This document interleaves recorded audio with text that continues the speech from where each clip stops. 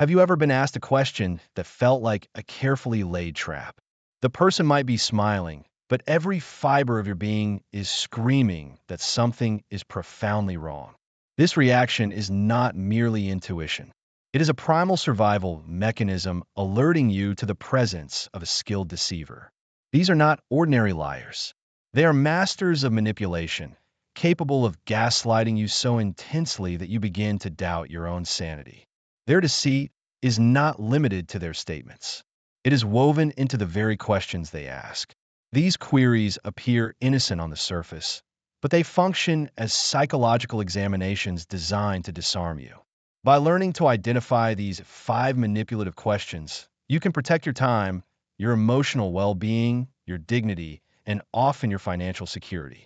Recognizing these inquiries for what they are is not an exercise in paranoia. It is about achieving clarity.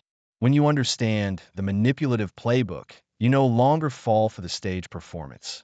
A liar's first tactic is to question you instead of defending themselves. The first question: why are you being so dramatic? This is a cornerstone of manipulative deflection. When you confront someone about a dishonest act, instead of addressing their behavior, they shift the focus to your reaction.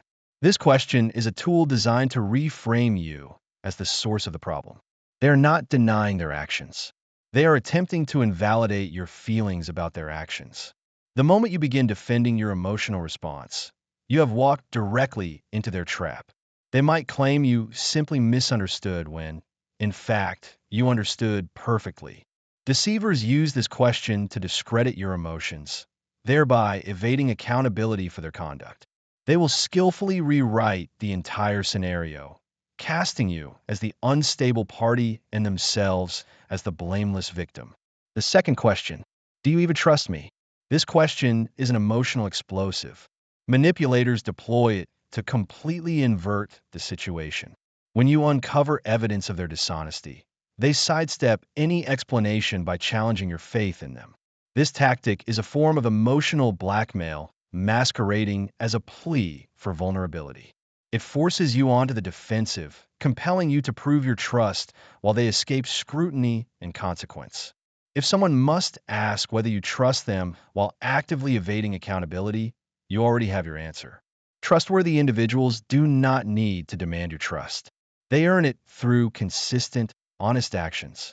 The third question: so, what do you want me to say? This disingenuous question is a masterclass in passive aggression. Rather than take ownership of their actions, the liar feigns confusion and helplessness. This statement is a coded way of saying they feel guilty but want to make you feel bad for confronting them. It is the verbal equivalent of a theatrical collapse intended to halt the discussion. When someone who has wronged you responds with this question, they're not searching for a way to make amends. They're looking for an escape from the conversation without admitting fault. They want you to provide them with a script for a fake apology so they can move on as if nothing occurred. The fourth question: can we just move on already? Liars despise being exposed, and they particularly loathe extended conversations where their facade might crumble.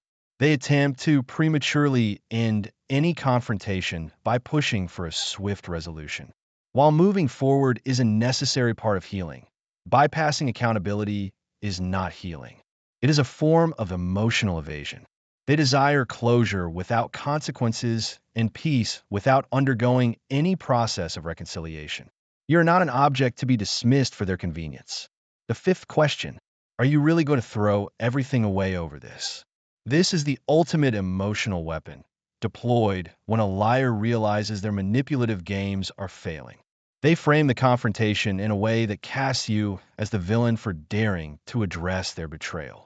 They may deliver this line with fabricated tears or panic, try and make it seem as though you are the one destroying the relationship. This question is a final, desperate guilt trip designed to make you abandon your own boundaries. However, if the cost of maintaining a relationship is the betrayal of your own integrity, then the price is far too high. Liars ask questions not to understand, but to manipulate.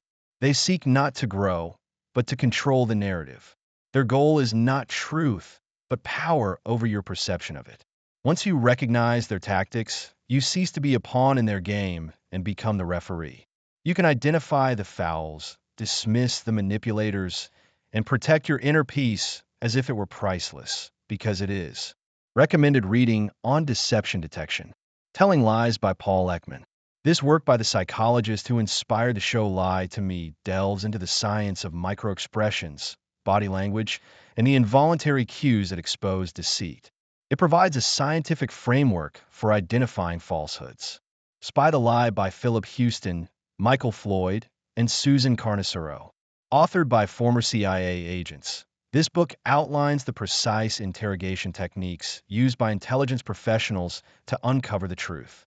The Like Switch by Jack Schaefer. Written by a former FBI agent. This book explains how to interpret human behavior and build rapport, offering valuable insights into how liars behave when attempting to gain your trust. Dangerous Personalities by Joe Navarro. This book profiles the types of individuals to avoid, including manipulators, predators, and sociopaths, providing a guide to recognizing harmful character traits. Lie Spotting by Pamela Meyer. This accessible book offers practical frameworks for identifying dishonesty in everyday situations, from business negotiations to personal relationships.